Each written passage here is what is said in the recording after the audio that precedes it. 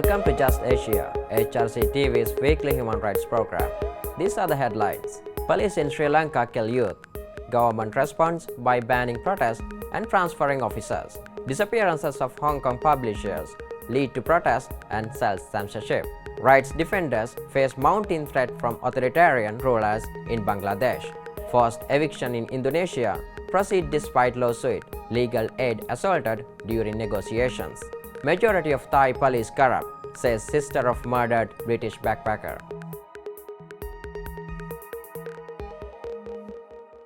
Welcome to AHRC TV's Just Asia.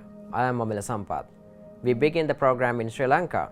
It has been alleged that the police have murdered a young man in Embilipitiya during a coming-of-age party. According to guests, 2 police officers arrived at the party demanding alcohol. A confrontation resulted when the demands were rejected. The 2 officers called for reinforcement, and soon more police personnel arrived at the scene and started beating up the guests, including women. During the scuffle, a young man, Sumit Prasanna Jayawardena, was allegedly killed by the police. Despite a large body of evidence from guests and neighbors, such as eyewitnesses' accounts, photographs and videos, the alleged officers have not yet been arrested. What the government has done is transfer officers to other police stations. Large protests have broken out in Embilipitiya, demanding the arrest of the police officers.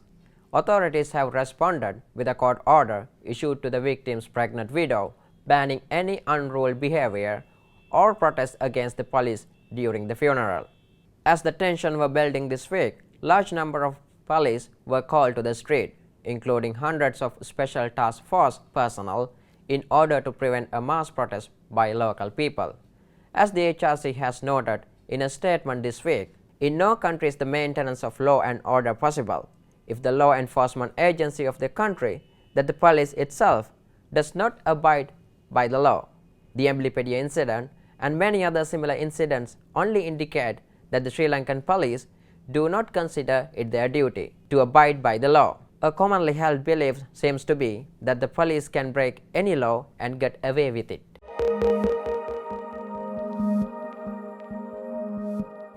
Next, Just Asia report on ever-deepening crisis for democracy and human rights in Bangladesh.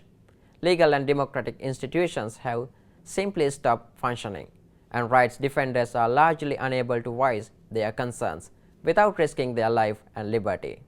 Just Asia caught up with one of the Bangladesh's most prominent human rights defender, Adilur Rahman Khan. In Bangladesh today, we have a serious crisis of democracy, and there is no space for the civil societies to work for democracy, for human rights, for rights-based issues.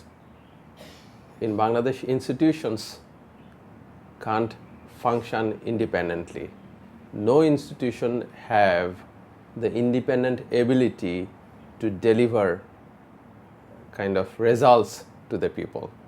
And that's why the people are suffering, the country is suffering, and when we have a growing number of enforced disappearances, when we have extrajudicial executions by the law enforcement agencies, when we have massive torture all over the country on the people who are either belong to the political opposition, or they are just ordinary people, or have dissenting voices.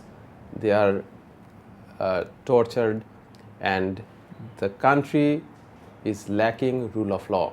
In this situation, it's very important for the friends who want to support Bangladesh. They should support in developing democratic culture in Bangladesh. They should come to rescue democracy and rights of the people to vote independently, which the people of Bangladesh are struggling for, to support their cause, and also to help the people of Bangladesh to build independent institutions so that these institutions can provide proper service to the people. So these are the important aspects.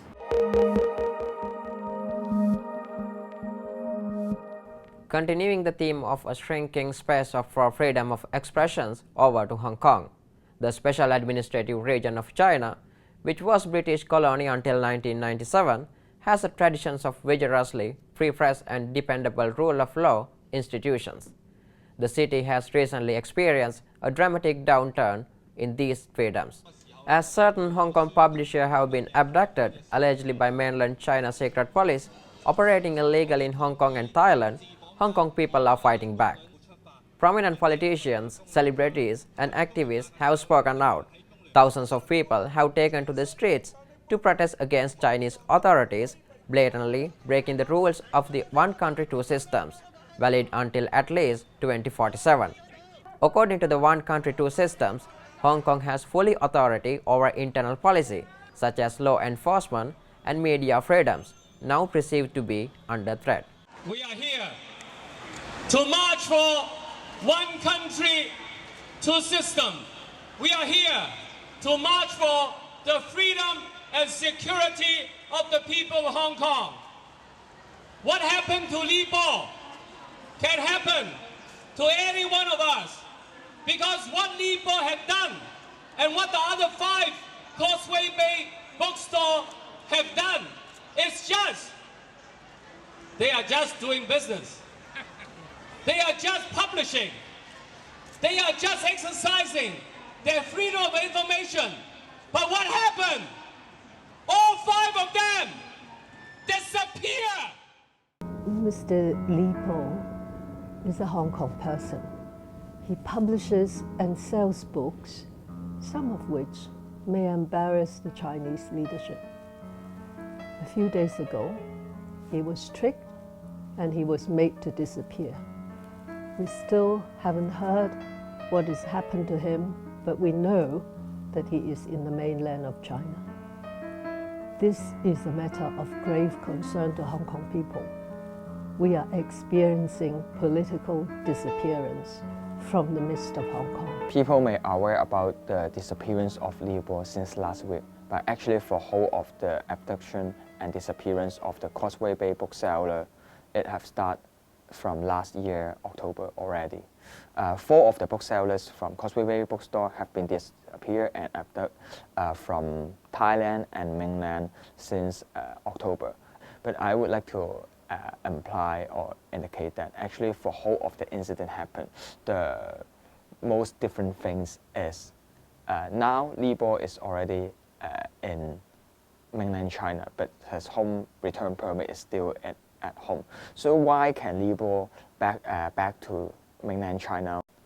According to all the evidence that has been reported, I believe that Mr. Li obviously had been taken against his will by certain law enforcement agents from across the border in mainland China through illegal means, namely by way of kidnapping. He was taken away from Hong Kong to mainland China, not because of anything that he did in Hong Kong was thought to be illegal, and that is the most worrying thing that has happened in Hong Kong since the handover in 1997. As a singer-songwriter, I always thought I could write or sing whatever I want in Hong Kong. But after this Li Bo incident, I would think one day, like Li Bo, who used to sell and publish books in Hong Kong, I would be the next one who would be forced to disappear. And sometimes I wonder, who will be the next one? I do not know how bad or how worse it can get. In the future, what can we say or what we cannot say in the public or to our friends or even over the phone about the Chinese government, about the Hong Kong government, about our leader in Hong Kong, Mr. C.Y. Leung, or with regards to anything that is remotely or directly related to politics. I mean, maybe one day we'll be taken away just because we're not happy about the police system. This incident may indicate that the Chinese authorities is having a new reading to one country, two systems. Now, years ago, Deng Xiaoping mentioned that would not be a problem for Hong Kong people to criticize the Chinese Communist Party within Hong Kong. But now this incident shows that if Hong Kong people say something within Hong Kong, but is unacceptable by the Chinese authorities, they would be prosecuted. So the disappearance of Mr. Li Po may mean also the disappearance of one country, two systems. This event will change the whole tenor of Hong Kong, because it is not only about Mr. Li Po, not only about people who may publish books, not even about Hong Kong people, but anyone who comes to Hong Kong. And any time when we speak out for ourselves or for people in the mainland or for anybody in the world. So Hong Kong is no longer safe unless we have a clear resolution of the problem. So we would call upon the world, do not let this happen to Hong Kong, not only because it is our home, but because it is your world city on the edge of China. Already, the abduction of 5 Hong Kong booksellers have resulted in further self-censorship. Page 1, a Singapore-owned chain of bookshop in the city, has withdrawn all sensitive books that deal with Chinese politics. Another publisher has suspended the publication of new book about President Xi Jinping, written by US-based Chinese dissident Yu Ji, due to fear and pressure. This book will now only be published in Taiwan.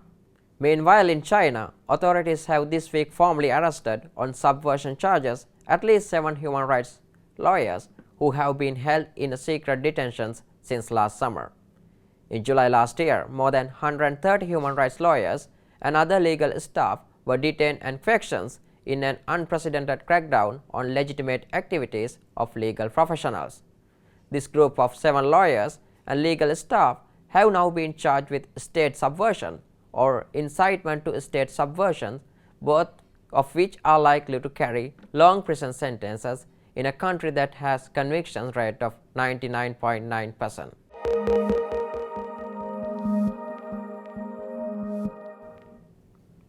Next, Just Asia turns to Indonesia.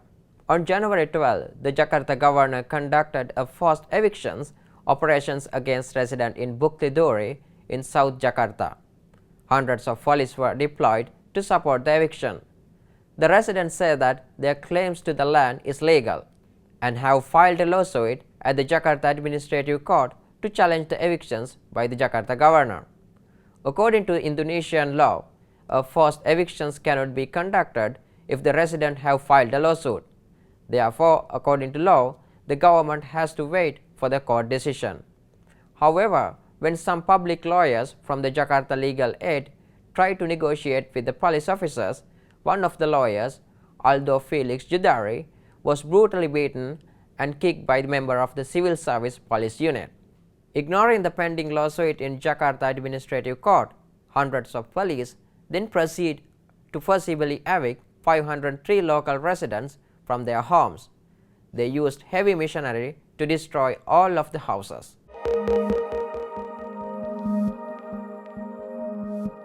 Finally, UK newspapers have reported this week about long Facebook posting by Laura Witherage, sister of a British backpacker who was murdered along with her boyfriend on the Thai holiday island of Koh Tao. 2 Burmese migrant workers have now been convicted and sentenced to death for the murders.